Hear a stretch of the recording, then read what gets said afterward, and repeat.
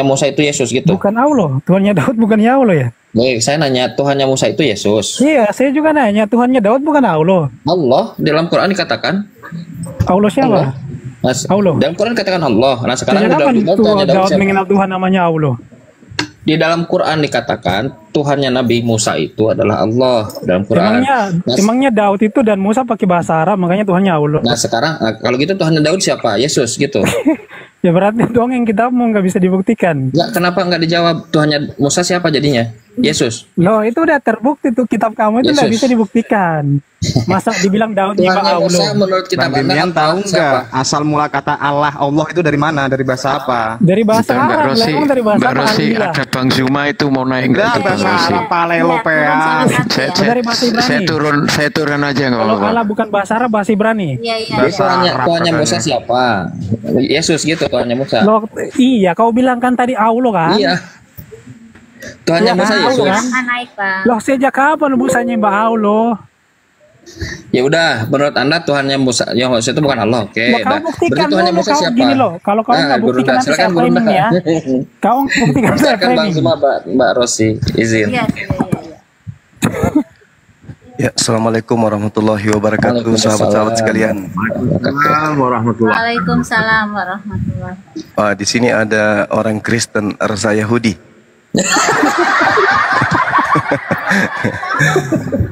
Tadi sempat saya dengar terkait dengan dongeng, ya. Tolong dong ceritakan di Al-Quran yang menurut saudara ini dongeng, ada nggak? Misalnya apa gitu? Dalam ayat suci. Kalau saya semua dari Al-Fatihah sampai Anas. Itu dongeng. Iya. Itu oke. Saya bantah dengan dalil ya. Bang Zuma benar dong. Udah Mas Demian udah lah. Mas penunggang kudanya juga udah sholat zuhur, yuk bubar. Terima kasih ya teman. Kalau aku ada salah, mohon maaf ada salah kata. Udah Mulyati kenapa lari? Tadi dukung Demian. Aku nggak pernah lari, Mbak Yuku. Ya tadi tolong disimak dulu Bentar. Bu kebenaran Iya, tentang agama Bentar, itu seperti bentar. apa dari Bang Zuma, Ya, Ustaz Zuma ini. Bentar, aku ngomong, aku nggak lari, itu mbakku marah-marah kakakku. Kayak orang pada tukaran, kamu bagaimana gitu? Dia ketakutan lihat orang berantem. Ya Dia nggak apa-apa. disuruh-suruh. Melihat kebenaran itu harus dengan penuh keberanian, Bu. Enggak, ini kakakku ngomong, itu orang pada berantem kamu gimana? Udah Jadi turunin dia aja. takut. Penyembah Lucifer memang takut. Turunin, nggak usah mengganggu. Masa Jadi Allah di ada dalam yang Al-Quran diterangkan begini. Udah diturunin aja. Memang Ya, penyembah udah. Lucifer itu nggak berani dengan kebenaran. Turunin. Di dalam Al-Quran diterangkan begini, saudara Demian. Bismillahirrahmanirrahim. Qul kafa billahi syahida baini wa bainakum. Katakanlah wahai Nabi Muhammad, cukuplah Allah menjadi saksi antara aku dan kamu sekalian. Innahu kana bi ibadihi khabiram basira. Sungguh dia maha mengetahui, maha melihat akan hamba-hambanya. Jadi apa yang tertulis di dalam Al-Quran itu mengenai aspek kebenarannya, itu cukup Allah yang menjadi saksi. Kami umat Islam cukup beriman. Bercerita tentang apapun dalam Al-Quran, kami imani itu bahwa kebenarannya bersumber dari Dia yang maha melihat. Di ayat lain diterangkan begini. Lakinillah yashadu bima anzala ilaika anzalahu bi ilmih. Tetapi Allah menjadi saksi atas Al-Quran yang diturunkannya kepadamu wahai Nabi Muhammad. Nah ini yang Al-Quran katakan. Dia Allah menurunkan dengan ilmunya. Wal malaikatu yashadun wa kafa billahi syahida. Dan para malaikat pun menyaksikan. Dan cukuplah Allah yang menjadi saksi. Ini konsep iman tentang kitab suci Al-Quran. Artinya Rasulullah Muhammad SAW tidak perlu kemudian mengorek-ngorek apa yang terjadi pada masa lampau dengan cara melakukan penyelidikan, bertanya-tanya ke orang kiri kanan, menyusun pemberitaan, membuat kemudian cerita yang dihasilkan dari hasil angket. Rasulullah Muhammad SAW seketika menerima wahyu, apa yang diterima dari Allah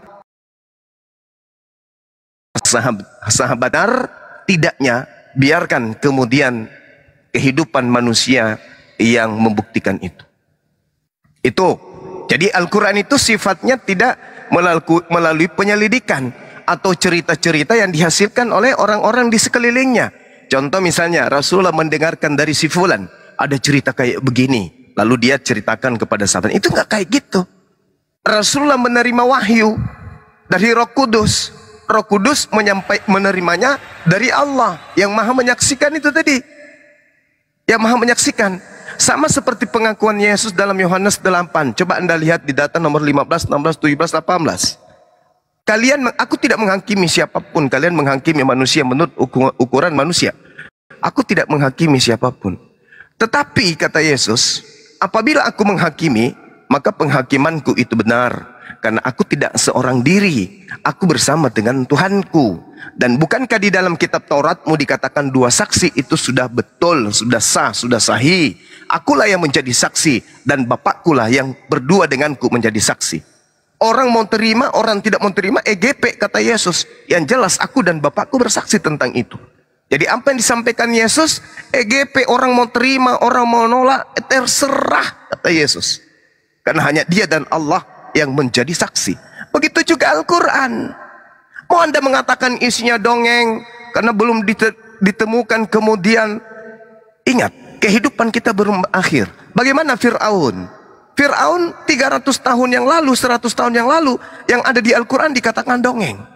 Tapi hari ini ilmuwan menemukan kan bahwa Fir'aun itu betul, jasadnya masih utuh.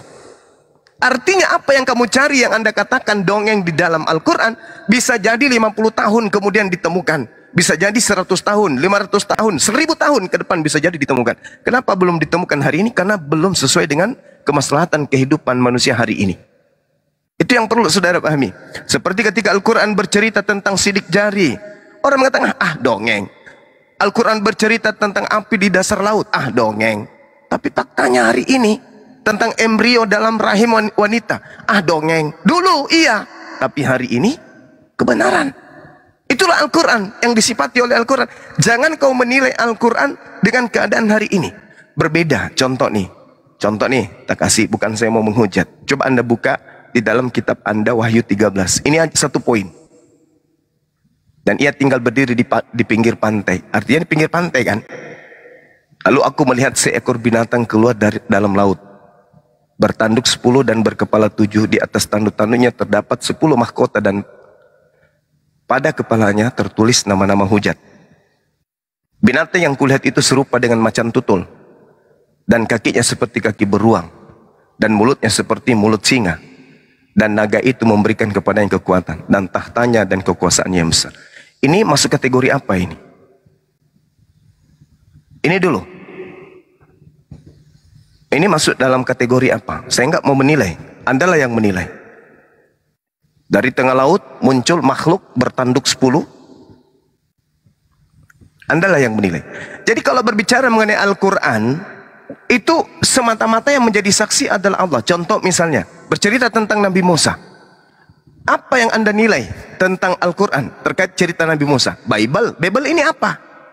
Perjanjian Lama. Perjanjian ini apa? Perjanjian Lama ini apa? Perjanjian Lama ini adalah kitabnya Nabi Musa. Kata siapa? Ini mau diskusi atau mau khotbah nih? Itu bukan khotbah. Saya hanya Assalamualaikum warahmatullahi wabarakatuh. Waalaikumsalam warahmatullahi wabarakatuh. Iya, saya baru menyimak tadi, saya tinggal mau dulu mati. Saya lihat ada di sini. Dari tadi mau bicara dongeng. Ya, boleh saya silakan lanjut dulu. Ada saya ini. Okay. Alhamdulillah. Jadi kesimpulannya terkait Al-Quran, saudara, wa kafa billahi syahida. Cukuplah Allah yang menjadi saksi. Nah, saya ingin Anda menguraikan bahwa Yesus pun menjadi saksi tentang perjanjian baru. Di mana dalilnya? Yesus bersaksi tentang kitab Kristen perjanjian baru itu utamanya kitab Wahyu. Demikian. Iya, oke. Ya, yang pertama, terima kasih atas jawabannya bahwa siapa saksi kebenaran tentang Al-Quran tadi Bang Suma udah secara eksplisit menjawab bahwasanya ya hanya Nabi Muhammad dan Allah yang tahu gitu. Artinya bahwa tidak ada saksi selain daripada itu ya. Berarti sama seperti Nabi Luka Tambunan gitu. Siapa saksinya kau Nabi? Ya cuman dia sama Yesus kan, dia bilangnya kan begitu. Jadi standar kebenarannya itu ya cuman imani saja gitu. Itu namanya standar keimanan, imani saja. Seperti saya bilang, pohon beringin yang ciptakan alam semesta. Apa buktinya kan? Buktinya kan antara saya sama Tuhan saja. Atau misalkan saya bilang, saya yang menciptakan, saya adalah Tuhan, saya yang menciptakan alam semesta. Tapi standar kebenarannya ya saya sendiri. Itu namanya kan imani saja gitu. Itu yang pertama.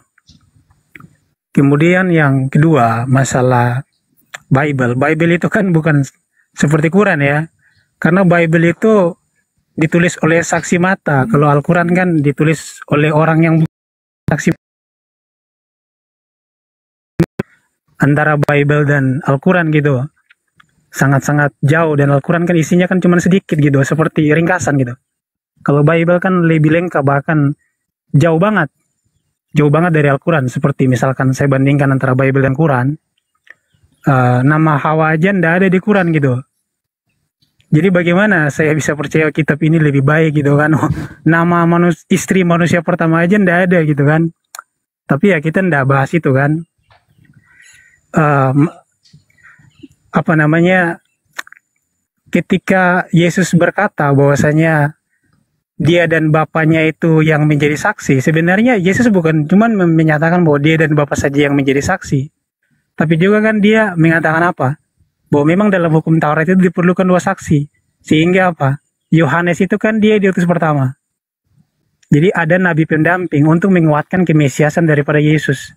Yohanes yang kemudian mendahului Yesus untuk kemudian menjadi saksi. Sedangkan Nabi Muhammad itu kan nggak ada saksinya gitu.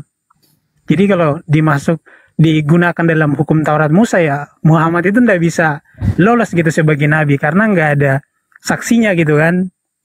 Nah, apa maksud Yesus mengatakan seperti itu? Artinya apa? Tanpa kesaksian manusia pun, kesaksian Yesus itu tetap benar gitu.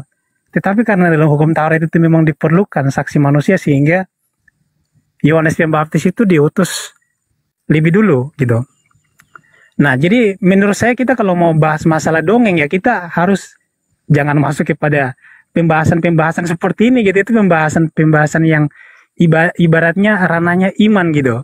Kalau kita mau membahas masalah dongeng, misalkan contoh nih, Al-Quran membahas masalah Ibrahim berjalan di atas api gitu kan. Kemudian Isa menciptakan burung. Kemudian apalagi?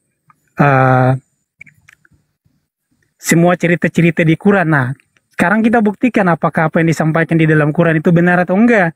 Bukan mempertanyakan apakah Yesus itu saksi, menyaksikan bahwa memang benar-benar kitab Wahyu itu apa namanya dia saksinya di situ kan. Itu kan pembahasan yang enggak sesuai dengan apa yang mau kita bicarakan tentang masalah dongeng atau enggak. Dan saya akan tunjukin data-data bagaimana karangan para rabi Yahudi, ya tulisan manusia yang luar biasanya itu ada di Quran gitu loh. Ini kan aneh gitu.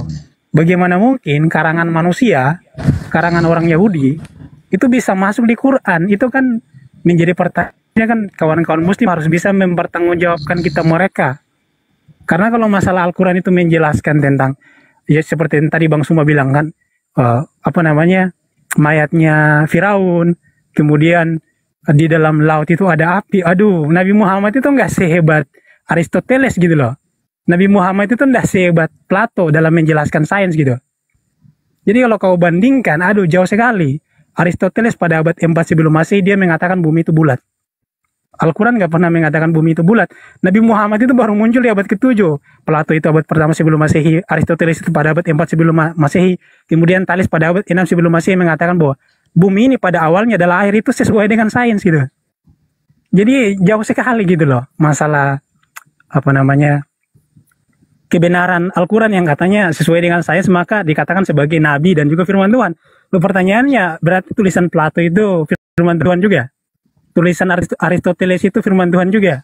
Tulisan Thales itu firman Tuhan juga? Karena perkataan mereka yang bukan ibaratnya perlu tafsir. Kalau Al-Quran itu kan perlu tafsir untuk membuktikan dengan sains gitu loh. Tapi kalau perkataan filsafat Yunani kan nggak perlu cocokmologi gitu. Karena saya tahu ya, kebanyakan ayat-ayat Quran itu kan dicocokmologi dengan sains. Kalau perkataan filsafat Yunani itu nggak pakai cocok logi gitu. Jadi silakan kembali ke tema aja masalah pembuktian kitab suci, siapa yang dongeng gitu, silakan. Oke, baik. Jadi saya rasa saudara ini sudah tahu ya kelemahan Bibelnya ya, sudah tahu, sehingga apa yang saya pertanyakan kemudian itu tidak disanggah, melainkan hanya entah kemana-mana pembahasannya. Saya ulang, Yohanes 8. Kamu menghakimi menurut ukuran manusia, aku tidak menghakimi seorang pun. Dan jikalau aku menghakimi, maka penghakimanku itu benar. Sebab aku tidak seorang diri, tetapi aku bersama dengan Dia yang mengutus aku. Dan dalam kitab Tauratmu ada tertulis bahwa kesaksian 2 orang adalah sah. Akulah yang bersaksi tentang diriku sendiri, dan juga Bapa yang mengutus aku bersaksi tentang aku. Berarti aku dan Bapa bersaksi. Itu sesuai dengan Al-Quran. Anda mengatakan Al-Quran itu dongeng. Di dalam Al-Quran dikatakan begini. Bismillahirrahmanirrahim. Huwallahu alladzi la ilaha illahu al-malikul qudusus salamul mu'minul muhaiminul azizul jabbarul mutakabbir. Subhanallah amma yusyrikun. Dialah Allah. Tidak ada Tuhan selain Dia. Berarti cuman ada satu. Hanya Allah. Maharaja, berarti Maharaja itu cuma satu, Dialah Allah.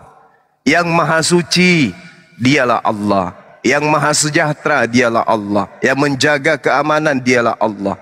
Pemelihara keselamatan, Dialah Allah. Yang Maha Perkasa, yang Maha Kuasa, yang memiliki segala keagungan. Apa yang dipersekutukan oleh makhluk. Jadi seperti apa Allah itu? Wujudnya kayak mana? Tak ada manusia yang tahu. Tapi Dia itu Maha Suci, Dia itu Maharaja. Dia itulah pencipta alam semesta ini. Berarti umat Islam menyembah kepada hakikat pencipta alam semesta. Umat Islam menyebutnya dengan sebutan Allah. Orang Yahudi menyebutnya dengan sebutan Eloah. Yesus menyebutnya dengan sebutan Bapa. Itu hakikat Maha Suci, Maha Tinggi. Nah, hakikat ini kemudian berfirman, maka Dia menjadi saksi di dalam iman Islam. Kul kafa billahi syahida. Allah yang menjadi saksi atas apa yang diceritakan oleh Al-Quran kepada baginda Rasulullah Muhammad SAW. Anda mengatakan dongeng, silakan dengan tuduhan saudara, tak masalah. Namanya Anda tidak beriman kepada Al-Quran, silakan. Anda mengatakan itu dongeng, silakan, itu hak Anda. Tapi yang jadi permasalahan di sini adalah keotentikan kitab suci kita. Anda mau ceritakan Al-Quran dongeng, itu iman kami. Itu iman kami, tidak bisa Anda sentuh ke sana. Itu iman kami, didatangkan oleh Allah melalui seorang yang hidup di zaman jahiliyah 1400 tahun silam.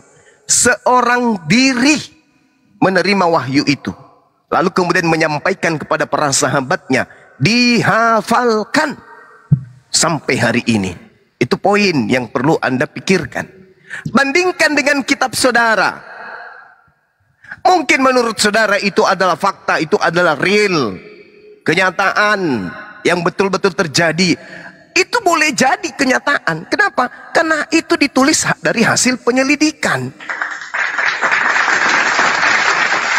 Namun sevalid-validnya informasi yang dituliskan di dalam kitab saudara, yang menjadi permasalahan, adakah Yesus menjadi saksi tentang cerita itu? Itu dulu. Paulus bertemu dengan makhluk bernama Yesus. Penulis wahyu bertemu dengan makhluk bintang timur. Adakah Yesus menjadi saksi untuk itu? Kalau Al-Quran, Allah, Tuhan kami menjadi saksi tentang Al-Quran. Tuhan Anda Yesus, adakah bersaksi tentang buku-buku yang Anda imani sebagai kitab suci? Itu poinnya. Ini berbicara ranah iman. Anda tidak bisa menghancurkan iman Islam dengan hanya mengatakan Al-Quran dongeng, Al-Quran. Tidak bisa. Sekarang kalau saya mengatakan kitabmu itu benar-benar pernah terjadi isinya, tapi apakah Yesus? Karena di situ intinya. Apakah Yesus pernah memberikan kesaksian tentang kitab Roma, kitab Lukas, kitab Markus, kitab Yohanes, kitab Filipus. Apakah Yesus pernah memberikan itu? Pernah memberikan legitimasi? Pernah memberikan kesaksian? Kalau pernah, berarti kitab Anda pantas, wajar untuk dijadikan sebagai rujukan. Tapi kalau tidak, berarti kitab saudara tak ubahnya seperti surat kabar. Kitab saudara tak ubahnya seperti hasil skripsi, karya ilmiah yang masih syarat dengan kesalahan. Artinya, sevalid apapun pemberitaan yang diberitakan oleh wartawan, itu tidak sampai pada level kalamullah, level firman Allah. Kenapa? Karena Yesus tidak memberikan legitimasi. Yesus tidak memberikan kesaksian tentang kitab-kitab tersebut. Maka cocok disebut kitab Anda itu adalah majalah atau surat kabar. Itu poinnya. Al-Quran dikatakan dongeng, tapi Allah mempersaksikan Al-Quran. Rasulullah Muhammad SAW mempersaksikan Al-Quran. Sahabat-sahabat mempersaksikan Al-Quran. Bagaimana dengan kitab saudara? Jangankan Elohim, Yesus saja mempersaksikan tidak kitab saudara tuh. Ada kesaksian Yesus tentang perjanjian baru. Ada. Ya nggak ada lah. Kalau tidak ada, ngapain? Kita baca aja sebagai referensi keilmuan. Tapi kalau mau didudukkan sebagai firman Tuhan, nehi-nehi merica ketum berjahe, itu tidak akan mungkin bisa. Kenapa? Yesus tidak memberikan legitimasi. Sedangkan sang sumber tentang kitab, tentang firman pada Bani Israel itu satu, yaitu Yesus. Dialah sang sumber informasi akhir dari proses kenabian terhadap Bani Israel. Setelahnya hanya ada nabi-nabi palsu yang datang di tengah-tengah Bani Israel saja. Nah, itu yang Anda harus pahamkan. Selesai cerita ini, kalau saudara bisa menerangkan bahwa Yesus bersaksi tentang buku Roma, buku Filipi, buku Galatia, Korintus, Efesus, Lukas, Markus, Matius, Yohanes. Kalau Yesus bersaksi, baru saya akan duduk dengan baik mendengarkan khotbah saudara. Kalau tidak, untuk apa? Mau sampai Anda punya mulut robek, dongeng-dongeng Al-Quran itu dongeng. Faktanya sejazirah Arab, sebenua Arab menerima Al-Quran. Berarti mereka menjadi saksi akan kevalidan informasi bersumber dari Rasulullah Muhammad SAW. Kitab saudara, Yesus menjadi saksi enggak? Kagak. Silakan Anda bantah.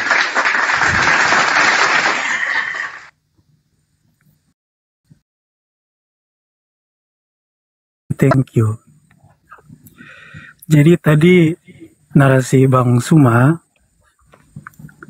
bahwa Bible itu hanyalah sebatas majalah gitu kan, karena hanya sesuai dengan penyampaian para wartawan. Kalau saya justru membuat perbandingan ini masalah antara majalah versus dongeng gitu Bang. Kenapa? Walaupun Abang bilang keterangannya dari para seperti yang tadi dinarasikan, para wartawan, tetapi para wartawan itu adalah saksi mata. Mereka pun menanyakan kepada saksi mata. Sedangkan Nabi Muhammad, beliau bukan saksi mata, beliau nggak pernah bertemu dengan Nabi Musa, beliau nggak pernah bertemu dengan Nabi Isa, dan nabi-nabi yang lain, tetapi beliau kan menyampaikan kisah-kisah mereka. Jadi saya buat judul ini antara majalah versus dongeng gitu loh. Biar kita paham gitu kan, kira-kira kitab mana sih yang paling pantas kita ikuti antara majalah dan dongeng gitu. Kenapa saya membuat perbandingan seperti itu teman-teman? Karena seperti yang tadi saya jelaskan, Al-Quran itu tidak bisa dibandingkan dengan Alkitab. Nama Hawa aja tidak ada di Al-Quran. Kalau kau pernah baca Al-Quran, apalagi kau udah khatam Quran, kan kau bisa baca seminggu Al-Quran itu sudah habis. Karena isinya cuma sedikit gitu. Seperti isi, ibaratnya kalau skripsi kan terlalu banyak gitu. Seperti apa, cerpen gitu. Jadi isinya terlalu sedikit Bang, nggak bisa dibandingkan dengan Bible. Jadi nggak bisa dibandingkan gitu Bang. Nah kemudian masalah Abang mengatakan bahwasanya Al-Quran ini mau kau katakan sebagai dongeng pun itu iman kami ya. Emang itu kan orang Islam itu kan hanya imani saja Bang. Emang Abang juga kan udah mengakui bahwa Al-Quran itu keimanan tentang Islam ya, hanya imani aja. Buktinya apa? Saksinya adalah Allah, saksinya Muhammad, itu aja. Karena semua keterangan Quran itu yang nggak bisa dibuktikan. Nggak ada saksi matanya. Siapa sih yang bisa membuktikan Al-Quran itu benar selain Allah dan Muhammad, kan nggak ada gitu. Jadi apalagi, jadi masalah konsep ketuhanan itu kan cuma konsep gitu. Orang Islam mengimani Allah pencipta alam semesta. Loh, semua cip agama kan gitu, itu kan pemahaman yang umum gitu loh. Tapi apakah Tuhan kamu ini ada, kan belum tentu. Kan itu hanyalah sebuah konsep gitu. Kayak Allah itu adalah raja, ya kan? Itu kan konsep-konsep yang umum gitu.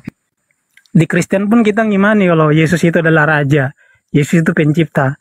Nah, yang harus kita buktikan ini benar nggak Allah itu pencipta, jangan-jangan cuma ngaku-ngaku lagi gitu kan. Soalnya nih Bang ya, saya kan belajar gitu, saya tidak pernah menemukan bahwasanya Allah itu eksis ya di luar daripada orang-orang Arab gitu, orang-orang Quraisy. Seperti misalkan kalau kita baca Al-Quran, Nabi Musa nyembah Allah, Nabi siapa namanya Isa nyembah Allah. Saya belajar Yudaism itu udah lama Bang. Saya tidak pernah menemukan bahwa di abad pertama, di abad 15 sebelum Masehi, di zaman Musa, itu Musa itu nyembah Allah gitu loh Bang. Jadi nggak salah tadi yang saya katakan tadi kan, bahwa Al-Quran itu hanya sebatas dongeng dari Al-Fatihah sampai Anas. Karena nggak bisa dibuktikan gitu loh. Musa nyembah Allah, Ibrahim nyembah Allah, kemudian Isa Al-Masih nyembah Allah, Sulaiman nyembah Allah. Loh, dari mana dasarnya gitu loh. Kan kita tahu bahwasanya yang nyembah Allah ini kan orang-orang Quraisy. Quraisy itu siapa? Quraisy itu kan penyembah berhala gitu. Jadi nggak mungkin orang-orang Ibrani, orang-orang Israel, mereka itu nyembah Tuhannya para penyembah berhala. Karena dalam kitab Tawarikh kan dikatakan Tuhan selain Hashem adalah berhala. Jadi apalagi yang harus saya katakan terhadap Tuhan Abang selain hanyalah konsep, dan saya bisa simpulkan sebagai berhala. Karena Tuhan Abang ini nggak hidup Bang, nggak bernafas. Karena cuma sebuah konsep gitu loh. Kalau Tuhan Abang itu maha kuasa dan memang benar-benar eksis, seharusnya Nabi terakhir ini tuh dia punya kelebihan dari nabi-nabi yang lain, misalkan dalam konsep konteks mujizat gitu kan. Tapi faktanya kan mujizat aja ndak ada. Nabi Muhammad kan nggak pernah membuat mujizat satupun di dalam Al-Quran gitu kan. Jadi gimana ya? Saya jadi bingung juga masalah konsep apakah Allah itu benar-benar eksis atau enggak. Tetapi kita kembali lagi ke pembahasan kita masalah dongeng ya, kitab suci sebagai dongeng. Menurut saya pembahasan kita ini udah kelar gitu loh ketika Abang mengatakan bahwasanya itu iman kami. Kalau jawabannya udah iman kami, ya mau kau nyembah pohon kayak itu kan urus kamu gitu, mau kau nyembah batu kayak itu kan iman kamu. Kita nggak ada gubris masalah itu Bang. Jadi apalagi yang mau kita bahas kalau Abang udah mengakui cuman imannya aja, nggak ada pembahasan lagi Bang.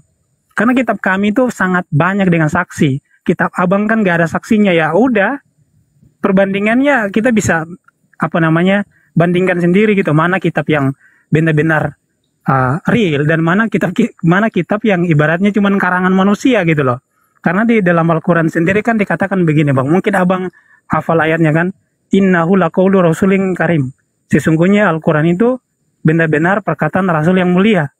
Bahkan Al-Quran sendiri kan mengakui itu, bahwa Al-Quran itu perkataan Rasulullah. Ya apalagi gitu loh Bang, emang perkataan Rasulullah, makanya nggak bisa dibuktikan nggak sesuai dengan sejarah, ya kan? Nggak bisa dibuktikan oleh mata, nggak bisa buktikan kebenaran kitab Abang selain Allah dan Muhammad, itu aja Bang.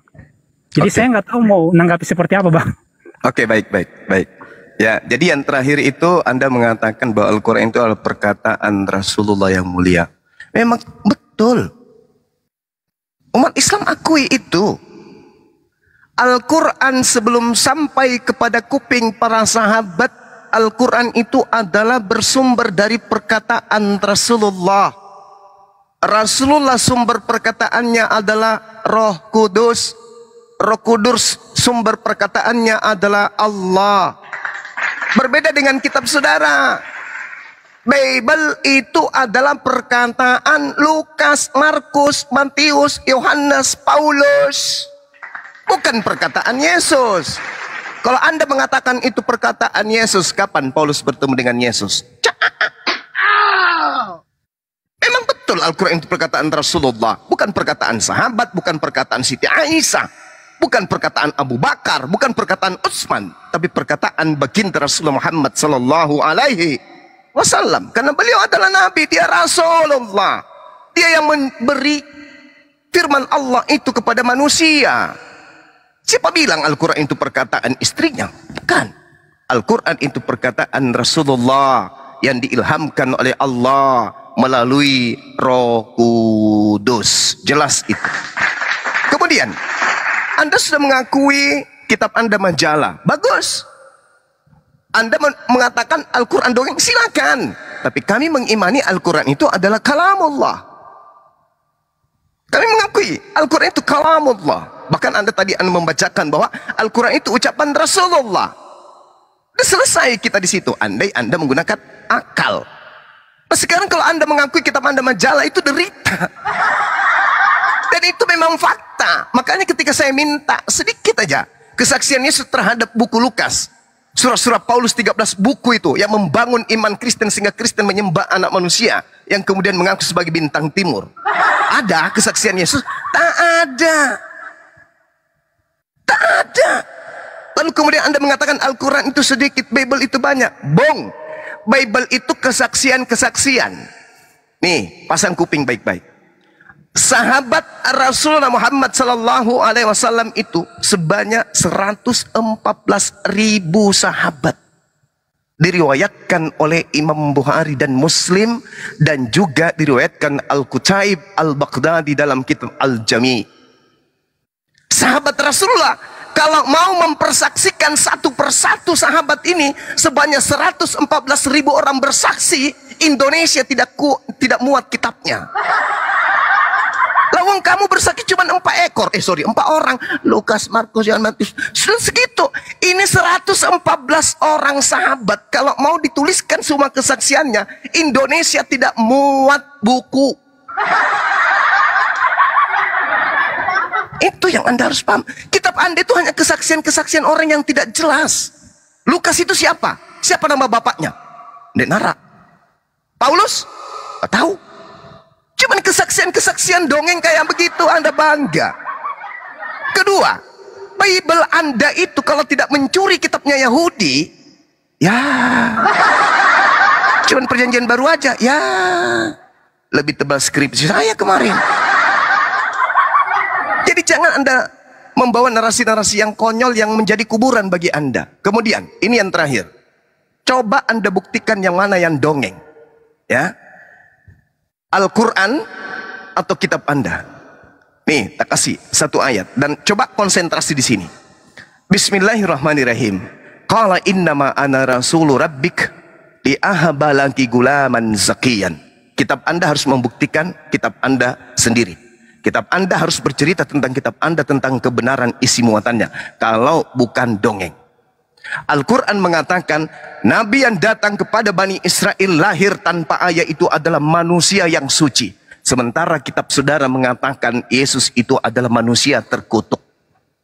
Tolong tunjukkan satu penggagalan kesucian Nabi Isa di dalam kitab Anda, bahwa Nabi Isa tidak suci sesuai dengan tuduhan Al-Quran, melainkan Yesus itu adalah manusia terkutuk. Bukti keterkutukannya adalah dia pernah melakukan bla bla bla bla. Ingat, kalau berbicara mengenai agama Yahudi atau orang Yahudi, kutukan-kutukan itu Anda boleh baca dalam Ulangan 27. Satu perikop Anda baca di sana. Terkutuklah, terkutuklah, terkutuklah, terkutuklah, terkutuklah, terkutuklah, terkutuklah, terkutuklah, terkutuklah, terkutuklah, terkutuklah, terkutuklah. Anda baca di situ, kemudian Anda dudukkan Yesus, dia terkutuk karena apa? Saya ulang ya. Al-Quran mengatakan sosok Nabi yang lahir tanpa ayah di tengah-tengah Bani Israel itu adalah manusia yang suci, yang tak tersentuh sedikit pun dosa atau kesalahan. Di kitab Anda, kalau memang bukan dongeng, Galatia 3 nomor 13 dikatakan Yesus itu mati terkutuk. Tolong tunjukkan dalilnya.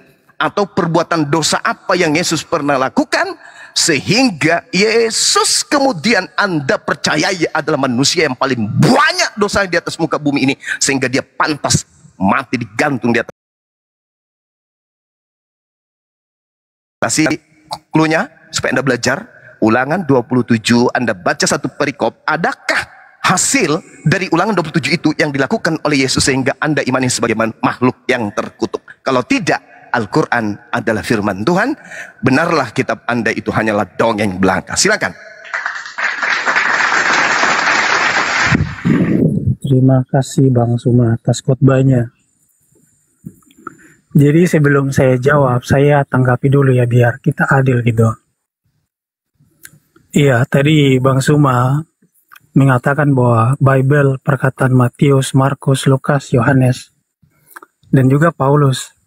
Tapi sayangnya Paulus itu dia tidak pernah nulis Injil, tidak pernah nulis tentang Yesus. Paulus itu dia hanya nulis surat-surat Paulus saja, ada Korintus, ada Roma dan sebagainya. Karena Galatia Paulus 1 nomor 11. Galatia 1 Iya, Yesus iya. Paulus Sabar. mengaku menerima Injil. Ketahuan Iya, kan? iya, iya. Paham. Ketahuan Anda belajar. Injil itu artinya kabar baik, bukan buku gitu. Karena di dalam Islam itu Injil itu artinya buku, itu salahnya di situ. Karena kata Injil itu artinya kabar baik. Nah, yang menulis 4 Injil yang disebut sebagai kanonik itu hanya saksi mata. Paulus itu nggak punya legalitas. Apalagi Muhammad, Paulus saja enggak. Dia hidup sejaman dengan Yesus, apalagi Muhammad. Muhammad itu abad ke-7 Bang. Tahun 600 lebih itu jauh sekali. Jadi yang menjadi saksi mata yang menulis seperti Matius. Matius itu siapa? Matius itu bagian dari 12 murid. Kemudian ada Rasul Yohanes anak Zebedeus. Adalah bagian dari 12 murid. Kemudian Markus dan Lukas bagian dari 70 murid. Jadi yang punya legalitas untuk menulis ya hanya saksi mata gitu. Bukan orang yang ibaratnya bukan saksi mata kemudian ngarang-ngarang. Kalau Paulus dia enggak nulis Injil. Maksudnya 4 kisah hidup tentang Yesus ya.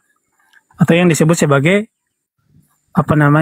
keempat Injil kanonik. Jadi kalau abang bilang majalah itu masih bisa dipercaya. Tapi kalau dongeng itu nggak bisa dipercaya Bang.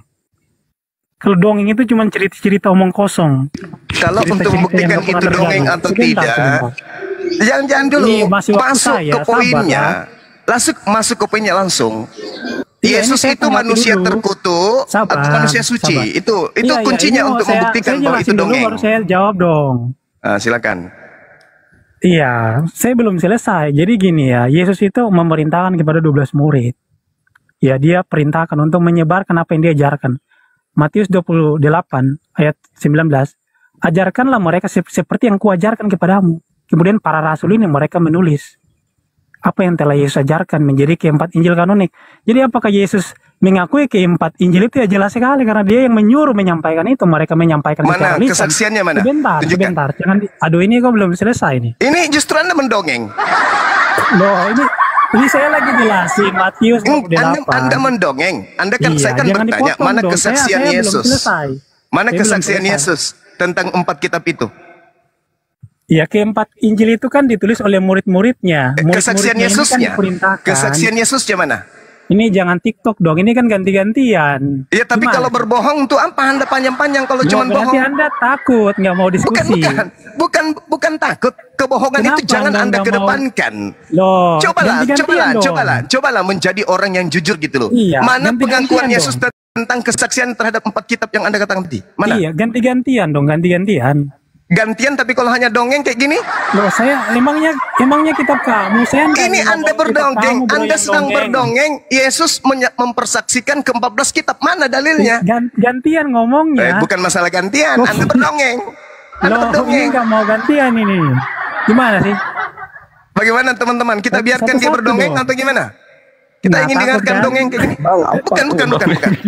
Kami umat Islam itu tidak bisa dibohongi dengan tipuan-tipuan gereja kayak Anda gunakan itu. Loh, kamu yang dongeng.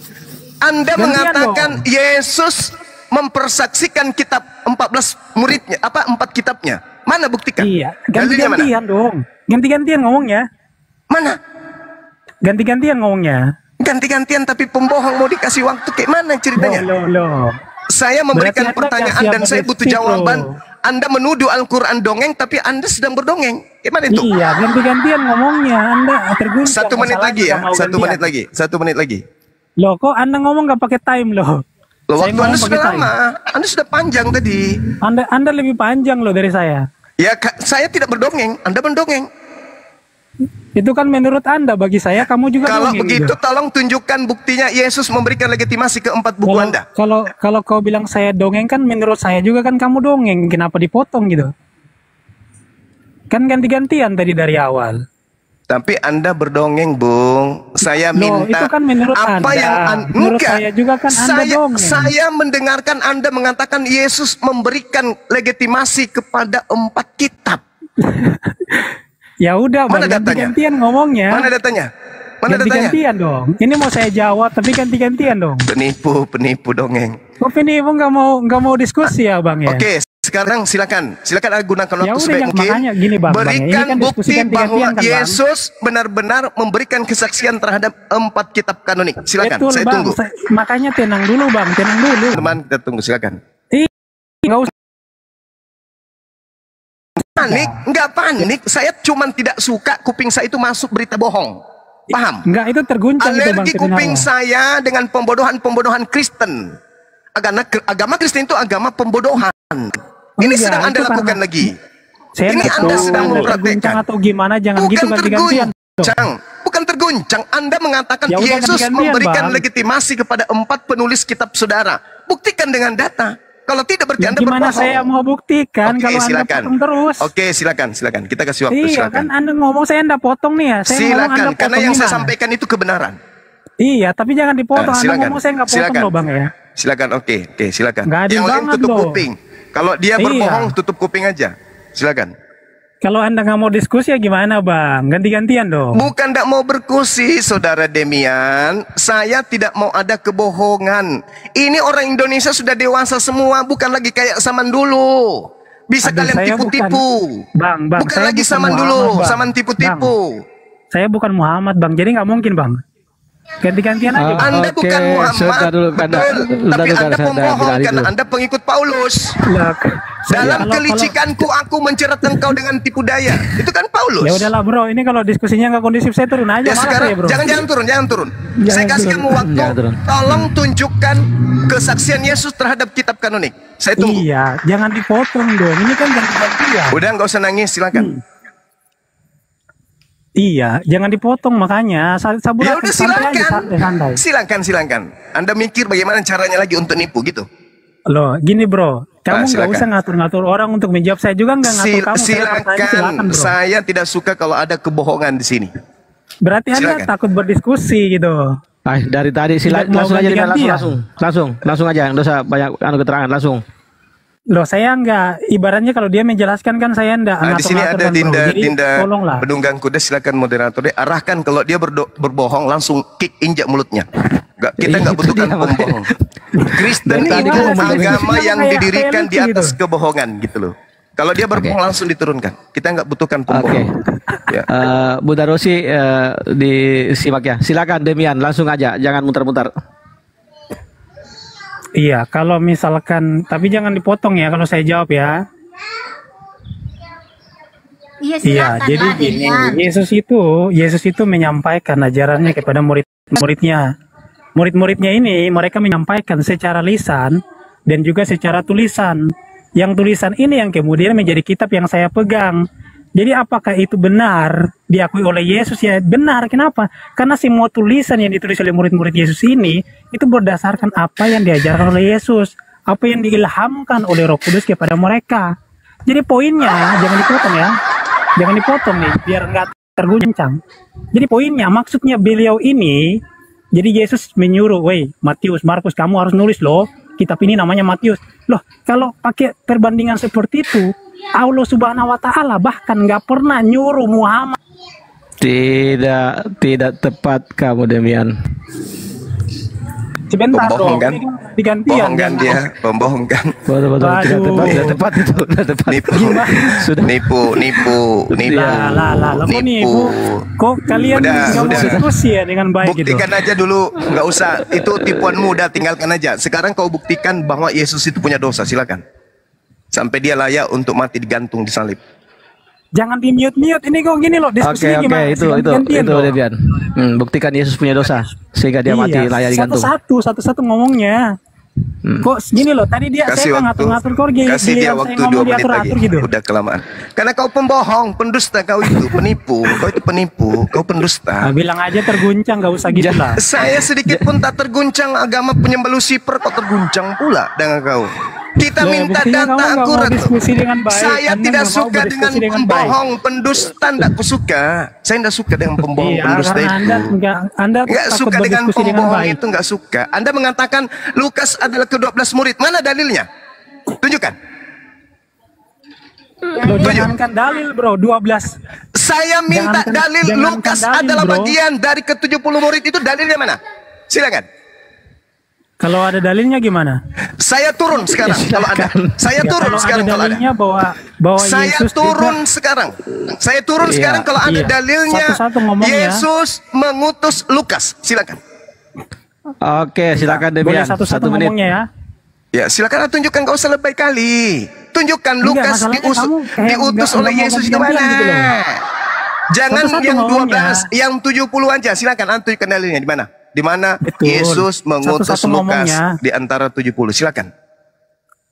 Iya, satu-satu ngomongnya. Saya cari ambil dulu dalilnya, kemudian saya bacakan dulu, saya jelaskan. Sudahlah Demian, dosa itu pertanyaan dari tadi yang tidak terjawab itu kan dah. Itu juga saya tanyakan tadi, makanya saya tinggal sholat dulu. Nggak ada kan? Mas, nggak ada. Memang Kristen ini agama pembohong. Kristen itu Iya, berdiri kalau- di atas kebohongan. Tidak Iya, kalau nggak akan bohong ya mungkin. nipu. Nggak bisa Kristen itu berdiri kalau tanpa kebohongan. Ingat, saya minta datanya tadi. Mana bukti ketika Al-Quran mengatakan Nabi Isa adalah manusia suci. Di kitabmu Yesus adalah manusia terkutuk. Buktikan dosa Yesus sampai dia terkutuk. Ada dosanya. Hingga kitabmu Kok di mute ya? itu dongeng, kitab kau itu dongeng. Iya, kamu kenapa nggak mau diskusi dengan baik gitu loh? Bisa nggak ganti-ganti? Masih itu aja nih yang diminta. Saya minta buktikan Lukas itu murid yang 70, dalilnya mana? Loh, saya gini, gimana saya mau jawab kalau kau potong terus? Ya mana? 1, 2, 3. Silakan tunjukkan. Saya diam. Iya, jangan dipotong dong kalau orang jawab. Iya, saya bacakan dulu ayatnya ya. Lukas 10 ayat 1. Kemudian daripada itu, Tuhan menunjuk 70 murid yang lain. Lalu mengutus mereka berdua-dua Mereka. mendahuluinya. Mereka ke di situ setiap masuk kota Lukas dan- nggak? Nah, dipotong lagi. Saya nggak bisa ngomong, Enggak, semua pasti karena di dipotong sini terus. tidak menyatakan Lukas sebagai murid. Saya Iya, minta bukti tidak Lukas sebagai tidak 70 semuanya. murid. Gini loh, kitab kami itu Mulai ada nangis. yang namanya literasi gereja. Mulai bohong-bohongan. Nah, kalau kamu nggak mau diskusi dengan baik, saya nggak. Mulai. Saya mau diskusi dengan baik. Kalau Mulai. dia nggak mau diskusi dengan baik, ya saya turun aja gitu loh. Mulai bohong-bohongan. Saya malas gitu loh. Saya minta dulu dalil ya. Lukas adalah ke-70 murid itu mana dalilnya? Kau bawa Lukas 10 itu enggak ada. Loh. Saya sudah tamat. Nenekmu belum lahir sudah Kenapa tamat di Lukas kitab 10. itu tidak mengutus aku bilangnya? Kenapa tidak mengutus Iya, aku 70 dibilang? Kok murid mengutus itu, mereka 70 dibilang? Silakan. murid itu Silakan. Kenapa? salah satunya adalah Rasul Lukas dan juga Rasul Markus. Mana dalilnya? Mana dalilnya? Jangan kau mendongeng. Loh, kita bukan cuman punya kitab aja, kita juga punya sejarah gereja. Kalau kamu kan Iya. cuman punya Al-Quran. Inilah Sudah yang sejarah gereja lagi. saya minta dalil bukan sejarah gereja. Lucu. Loh, Itulah kalau saya ini, bro. katakan. Agama Kristen itu kalau tidak bohong tidak eksis sampai sekarang. Ya udahlah, Tipu-tipu kalau aja. diskusinya kayak gini saya turun Iya. aja lah, malas saya. Malas lah. Oh, saya Bagaimana turun aja tidak ya. malas? Ini Om? diskusinya Data nggak kondusif. Lukas.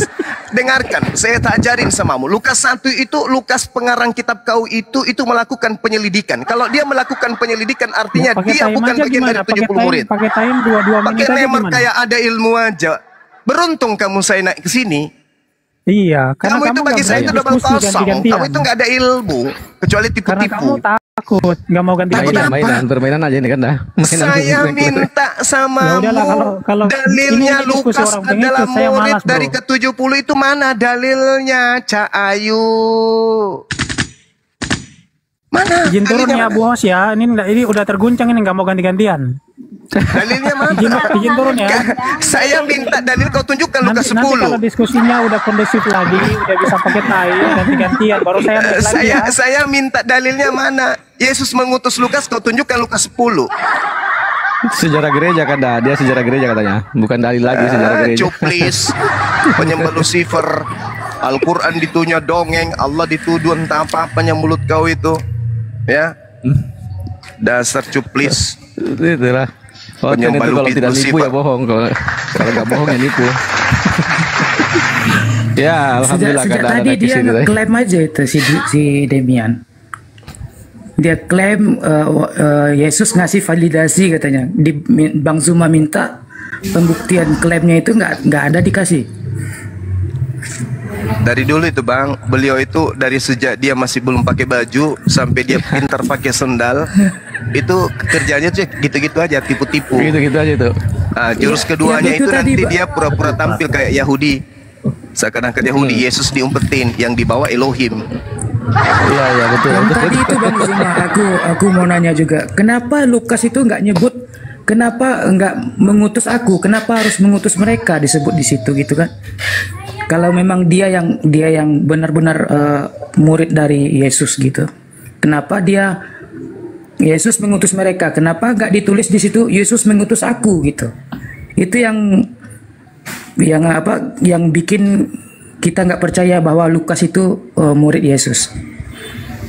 Ya, kita sapa Bang Gabriel. Bang Gabriel. Ya, selamat siang. Kristen ya Bang? Aku Katolik. Oh iya, silakan. Odin itu Odin. Oh iya. Ya, sedikit ya saya tanggapi pertanyaan saudara Ardi tadi ya. Jadi kalau kita bercerita gini, kenapa Lukas ini tidak mengaku sebagai murid, tapi Kristen yang menunjuk kemudian Lukas sebagai murid. Sebenarnya kalau kita belajar tentang asal-usul kitab Lukas ini, kita akan memahami bahwa Lukas asisten Paulus ini menulis tulisannya itu di tahun 80 sampai sekitar 85 Masehi. Berarti kejadian-kejadian yang tertulis di dalam kitabnya Lukas ini itu tidak bersentuhan langsung kepada Lukas. Lukas bukanlah pemain di dalamnya. Lukas itu hanya penulis. Dia tidak masuk dan tidak terlibat di dalam.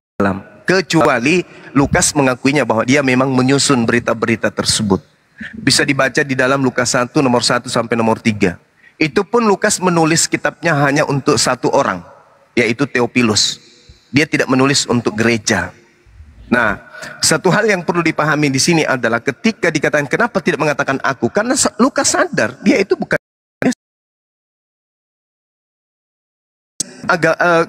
agama Katolik mengatakan bahwa Lukas itu adalah bagian dari 70. Padahal ketika ditampilkan Lukas 10 itu sama sekali tidak mendudukkan dirinya sebagai murid Yesus di sana, enggak. Dia hanya penulis lepas, wartawan lepas, pewarta lepas, yang kemudian kebetulan bukunya lulus di antara banyak buku-buku yang dituliskan pada saat itu. Salah satu buku yang lulus pada saat pengkanonan itu adalah catatan Lukas. Ada puluhan kitab-kitab yang lengser, termasuk kitabnya Filipus itu lengser, tidak diterima pada saat konsili. Makanya pada saat kemudian kitab di kanon, salah satunya adalah Lukas ini. Kenapa? Karena cerita-ceritanya itu berkesesuaian dengan keinginan Romawi. Karena yang pesan itu adalah Romawi supaya mereka memiliki kitab. Nah, kemudian Paulus memulai tulisannya di tahun 50-an, ya 52 sampai seterusnya sampai tahun 60-an. Kemudian Lukas menuliskan di tahun 80-an. Itu dia mulai menulis.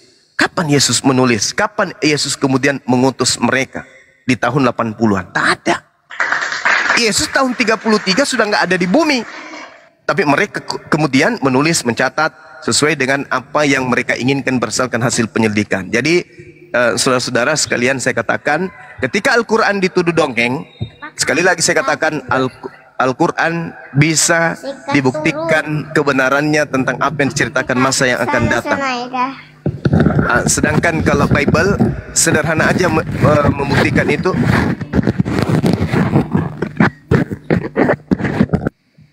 Ketika Al-Quran mengatakan bahwa Nabi Isa itu manusia yang suci, di kitab mereka mengatakan Yesus itu manusia terkutuk, maka kita minta buktikan kepada ke kita apa Yesus lakukan sampai dosanya itu seimbang dengan hukuman mati. Sampai kucing bisa pakai sepatu roda, mereka tidak akan pernah bisa menunjukkan itu. Demikian, silakan yang lain. Ya.